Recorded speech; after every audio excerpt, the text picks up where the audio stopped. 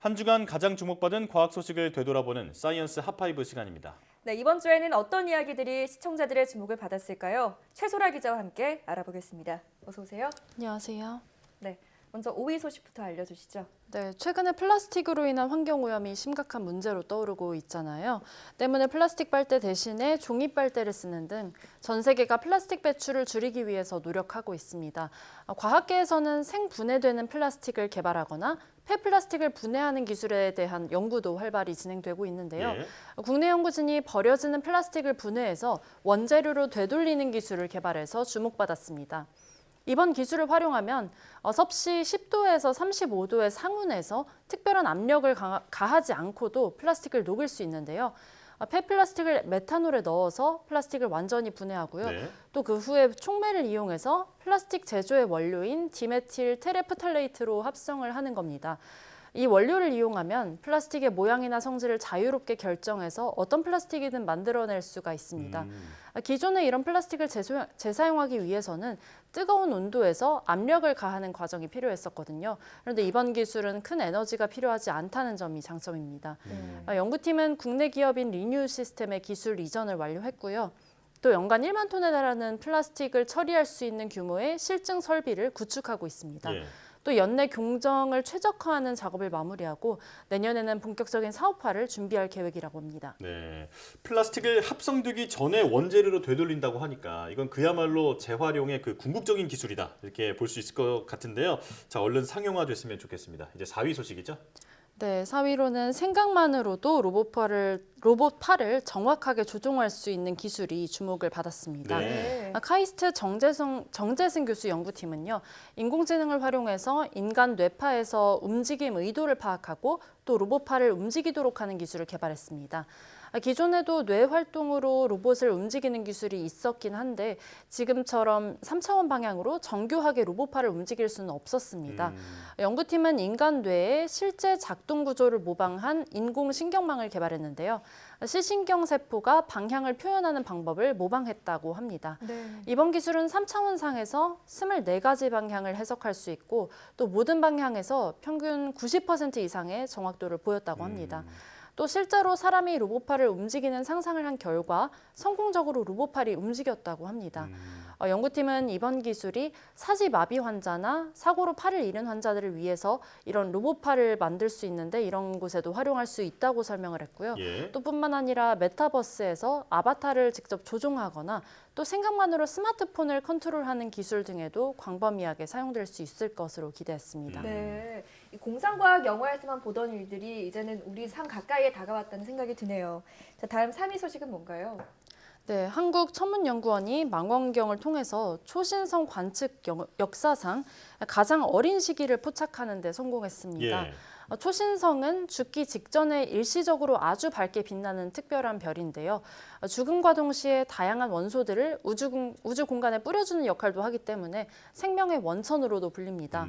천문연은 캐나다 토론토대와 함께 폭발 후에 1시간밖에 되지 않은 초신성을 관측하는 데 성공했는데요. 이번 기록이 천문학계에서는 굉장히 큰 의미가 있다고 합니다. 천문학계에서는 초신성 폭발 직후의 빛을 더 빨리 포착하기 위한 경쟁을 벌이고 있거든요. 2011년에는 폭발 11시간 뒤에 초신성이 관측이 됐었고요. 또 2017년도에는 7시간, 2019년도에는 3.6시간 뒤 관측으로 기록이 점점 짧아지고 있었는데요. 이번에는 압도적인 신기록을 우리나라 연구팀이 세운 겁니다. 폭발 직후의 빛을 더 빨리 관측할수록 별의 크기와 별 내부 원소를 측정하는 데 더 유리하기 때문에 이런 경쟁이 벌어지는 겁니다. 우리 연구팀은 이번 관측을 통해서 초신성은 폭발 후 1시간에서 12시간 사이에 색깔이 붉어진다 이런 사실을 확인했고 또 이런 색 변화는 철 성분이 초신성 가장자리에 더 많이 분포하기 때문이라는 것을 밝혀냈습니다. 네, 우주 탐사 분야에서 우리 연구진이 큰 성과를 냈다고 하니까 정말 자랑스러운데요. 후속 연구도 기대하겠습니다. 자, 이제 2위 소식이죠? 네, 그렇습니다. 2위로는 우리나라의 첫 달 궤도선의 소식이 2위를 차지했습니다. 이번에 공개된 첫 달 궤도선의 모습이 관심을 많이 모았는데요. 달 궤도선은 높이 2.29m, 또 무게 678kg의 직육면체 모양입니다. 예. 전체적으로 직사각형 모양의 양옆에 태양 전지판이 있고 또 위에는 안테나가 달려있는 모습인데요. 달 궤도선은 4월까지는 영상 123도와 영하 183도를 오르내리는 우주 공간의 극한 온도와 또 진공 상태, 고온이나 고압 등 이런 극한 환경에서 검증 과정을 거치게 됩니다. 예. 그리고 미국으로 옮겨질 예정인데요. 발사 준비를 하고서 우리 시각으로 8월 1일에 미국 로켓 펠컨 9에 실려서 달로 향하게 됩니다. 궤도선은 4개월 보름이 지난 12월 16일에 달 궤도선에 안착할 예정인데요. 이후에 1년 동안 달 주위를 하루에 12바퀴씩 돌면서 달 표면을 관측하고 또 물을 탐사하는 등 달을 분석할 예정입니다. 달 궤도선의 이름은 국민 공모로 정해지게 될 텐데요. 오는 28일이 국민 공모 마감인데 어떤 이름이 선택될지도 주목되고 있습니다. 예. 이 누리호 공모 때보다 8배 정도가 많은 응모가 몰렸다고 하죠. 그만큼 뜨거운 관심 속에서 성공적으로 임무를 마쳤으면 좋겠네요. 마지막 1위 소식은 뭔가요? 네, 한국형 발사체 누리호의 2차 발사 소식을 이번 주 과학뉴스의 1위 소식으로 꼽았습니다. 네. 조금 전 보도에서도 전해드렸듯이 누리호는 오는 6월 15일에 2차 발사를 시도하는데요. 지난 10월 21일 있었던 1차 발사 때 발견됐던 문제점을 보완해서 2차로 발사하겠다는 겁니다.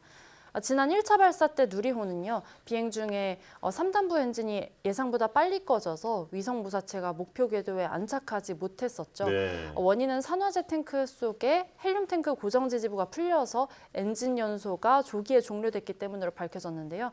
과기정통부와 항우연은 산화제 탱크 안에 있는 헬륨 탱크 고정 지지부를 강화하는 방법을 마련했다고 하고요. 또 검토도 완료했다고 밝혔습니다.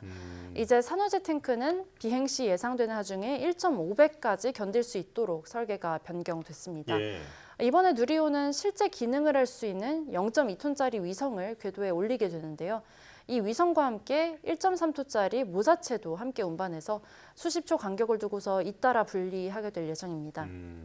누리호의 최종 목표가 이 무게 1.5톤의 위성을 궤도에 올릴 수 있는지를 보는 건데 네. 이번에 그것을 시험해보기 위해서 이렇게 하는 겁니다.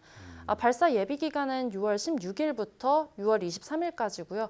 발사일은 예정일 약 한 달 전에 열리는 발사관리위원회에서 최종 확정됩니다. 누리호는 총 5번의 발사 계획을 가지고 있는데요. 이번 2차 발사 이후에 있을 3차 발사는 내년 1, 2월 정도가 될 것으로 보입니다. 예. 1차 발사 때 조금 아쉬움이 남았는데 이번 발사에서는 꼭 성공해서 한국형 발사체가 완성됐으면 좋겠습니다. 자, 사이언스 하파이브 최소라 기자와 함께했습니다. 고맙습니다. 감사합니다.